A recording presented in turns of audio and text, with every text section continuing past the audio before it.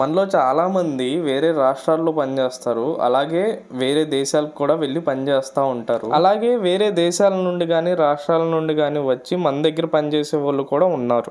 ఎందుకంటే అక్కడ దొరకని ఆపర్చునిటీస్ వాళ్ళకి ఇక్కడ దొరుకుండొచ్చు. మనం ఎక్కడ పని చేసినా సరే ఫ్యామిలీకి టైంకి డబ్బులు పంపిస్తున్నామా లేదా, వాళ్ళని బాగా చూసుకుంటున్నామా లేదా అన్న దాని గురించే ఆలోచనలు ఎప్పుడూ ఉంటాయి. ఈ రోజు మీతో అలాంటి ఒక చిన్న స్టోరీ షేర్ చేసుకుంటాను. బీహార్లో సరిగ్గా ఆపర్చునిటీస్ లేక లాస్ట్ 8 years నుండి ఇక్కడే గుంటూరులో వర్క్ చేసుకొని ఫ్యామిలీని పోషించుకుంటున్నారు. నెలకి వచ్చే జీతం చాలా వరకు ఇంటికి పంపించేసి వాళ్ళని హ్యాపీగా చూసుకుంటే అంతే చాలు అన్నారు. ఆ మాట వినంగానే సౌదీలో పనిచేస్తున్న మా కజిన్స్ గుర్తొచ్చారు.